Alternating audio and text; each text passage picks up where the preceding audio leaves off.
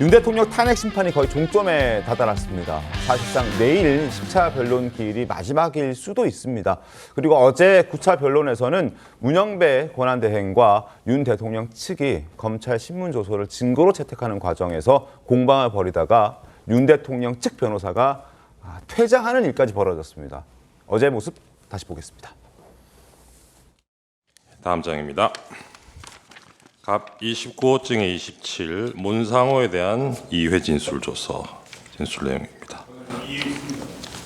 이 법정에 나온 증인들은 수사기관에서 작성된 진술조서의 내용이 사실과 다른 부분이 있어서 형사 절차에서 엄격하게 다툴 필요가 있다고 분명히 증언했습니다.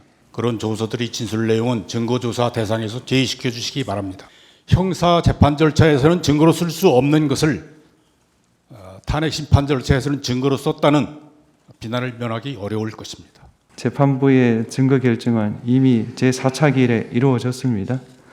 따라서 지금 이 신청을 하는 것이 기간을 놓친 게 아닌가 하는 생각도 들고.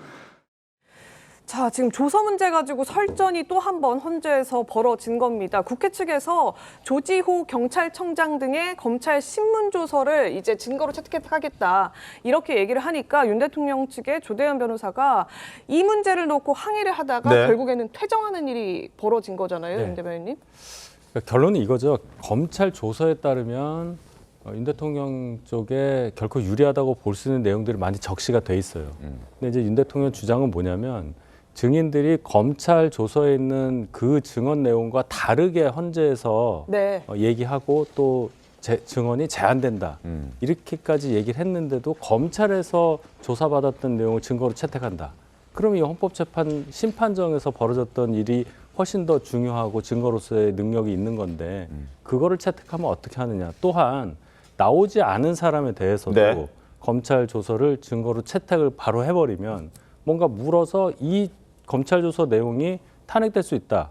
이게 아니다라는 얘기를 할 수도 있는데 또 나왔다가 이제 헌재에서 증언이 바뀔 수도 있는데. 그러니까 검찰에서 조사한 내용만 가지고 그럼 탄핵 재판 하겠다는 거냐, 탄핵 심판 하겠다는 거냐 이런 이의 제기를 하고 있는 것이죠. 그렇다면 사실 뭐 재판을 할 필요도 없다는 취지까지 얘기가 이어질 수도 있는 것인데 일반적으로 재판 과정에서는 어떻습니까? 송영 변호사님. 이렇게 지금 윤석열 대통령 측에서 주장하고 반발하고 있는 부분들이 받아들여지지 않는 경우들이 많나요? 어떻습니까? 이 문제가요. 일반적인 형사 재판에서는 우리가 전문 법칙이라고 해서 이제 공동 피고인이나 그 다른 증인들이 이제 증인으로 나올 사람들이 수사기관에서 이미 진술한 뭐 피의자 신문 조서나 진술 조서에 대해서 증거 능력이 부여되기 위한 요건들을 엄격하게 규정해 놓고 있습니다. 그런데 이 문제는 어디서 발생하고 있느냐? 헌법재판소는 탄핵 심판 절차에는 형사소송법이 탄핵 심판 절차의 본질에 반하지 않는 범위 내에서 준용된다라고 하는 그 헌법재판소법 40조 규정을 근거로 해서 이 형사소송법상의 전문 법칙이 액면 그대로 다 적용되는 것이 아니라 이른바 완화된 전문 법칙이 적용된다라는 입장을 취하고 있습니다. 이게 2017년 박근혜 대통령 탄핵 심판 때도 그렇게 했기 때문에 선례가 있다라는 것인데요. 그래서 영상 녹화가 되어 있거나 혹은 뭐 변호인 입회하에 그 진술자가 서명 날인하는 것이 다 확인되거나 이런 것은 증거 능력을 부여한다는 겁니다. 그런데 윤 대통령의 변호인단으로서는 아니 그게 왜 탄핵 심판의 본질에 반하는 거냐. 형사소송법을 그 부분도 그대로 적용해야 되는 것이 아니냐라는 부분에서 이견이 있는 것이고 그렇기 때문에 아직 그것에 대한 그 견해차가 해소되지 못하고 있는 그런 상태로 보여집니다. 특히나 이제 지금 증거로 채택하겠다는 것 중에 하나가 조지호 경찰청장의 이제 검찰 진술서인데 정작 이제 조 청장은 건강 문제 때문에 계속 헌재에 출석을 못 하고 있는 상황이고 헌재 재판관들이 직접 질의를 하지 못하고 있는 상황이라서 헌재에서는 어떤 증언을 넣을지 자체가 지금 알 수 없는 상황인데 검찰 증언만 쓰겠다라고 한 거잖아요. 그런데 이게 있습니다. 이제 2020년 형사소송법 개정 전을 기준으로 하면 이것은 이른바 완화된 전문 법칙을 적용하지 않더라도 증거 능력이 부여될 가능성이 높긴 해요. 조지호 경찰청장 같은 경우는. 왜냐하면 무죄한 증인에 대한 조사도. 백혈병이라고 하는 혈액암이라고 하는 굉장히 중한 신병으로 인해서 2번에 걸쳐서 불출석을 하지 않았습니까? 그렇게 질병으로 인해서 진술할 수 없는 상태이고 그 진술 조서가 특별히 신빙할 수 있는 상태에서 작성됐다는 것이 입증이 되면 그런 경우에는 형사소송법 314조에 의해서 본래도 증거 능력을 부여할 수 있습니다. 다만 이제 조지호 경찰청장은 이 윤 대통령이 피고인으로 있는 형사 사건에서는 공동 피고인의 지위에 있을 거고, 그 다음에 2020년에 형사소송법 개정이 됐기 때문에 완화된 전문 법칙이 아니라면은 증거 능력을 어떻게 봐야 될 건가? 이건 좀 다른 문제일 수 있습니다. 알겠습니다. 예, 지금 이 윤 대통령 측 변호인이 법정을 뛰쳐나갈 정도로 항의를 하고 있는 데에는 네. 말씀드린 것처럼 조지호 청장의 검찰 조서 내용이 윤석열 대통령 측에게는 불리하다 이런 판단도 깔려 있는 것 같습니다. 이 조지호 청장의 신문 조서 국회 측에서 공개한 내용인데요.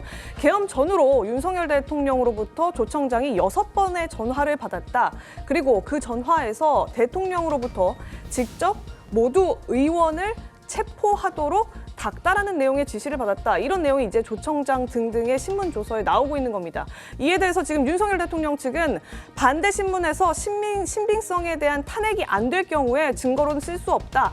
증거 조사 대상에서 제외를 해달라라고 했는데 이게 지금 헌재에서 받아들여지지 않으니까 그대로 퇴정을 해버린 이런 상황인 겁니다. 그렇습니다. 조지호 경찰청장의 검찰 조사 조서가 사실 중요한 내용이 좀 담겨 있긴 하죠. 그래서 지금 논란이 되고 있는 것이고 양측의 공방이 좀 거세지고 있는 그런 상황인데 내일 일단 나오는 것으로 잡혀 있긴 하죠. 그러나 불출석 사유서를 제출했다고 전해지면서 강제 구인까지 이제 얘기가 나오고 있는 그런 상황입니다. 그래서 어떤 답변을 내일 헌재 법정에 나와서 하게 될지가 좀 궁금한 그런 대목인데 그래서 과거에 어떤 얘기를 했었는지를 저희가 한번 목소리를 찾아봤습니다. 한번 들어보시고 그리고 윤 대통령의 입장까지 한번 확인시켜 드리겠습니다. 확인해 보시죠. 당시에 방첩사령관이 위치 추적을 이렇게 요청을 했죠. 주요 인사는 누구입니까? 이재명 대표님 있었고 야당 원내대표 있었고 이 사람은 왜 들어갔지 하고 생각했던 게 김명수 전 대법원장 그리고 권순일 대법관 경찰청장 대표는요. 그게 처음에 불러준 명단에는 없었고 그 뒤에 한번 다시 전화 와가지고 한 명 추가라고 해서 이제 들어간 겁니다. 이번 그 사건을 보면은 실제 아무런 일도 일어나지 않았는데 뭐 지시를 했니, 지시를 받았니, 뭐 이런 얘기들이 마치 어떤 호수 위에 떠 있는 무슨 달그림자 같은 거를 쫓아가는 그런 느낌을 좀 많이 받았고요. 상식에 근거해서 본다면은 아마 이 사안의 실체가 어떤 건지 잘 알 수 있지 않겠나.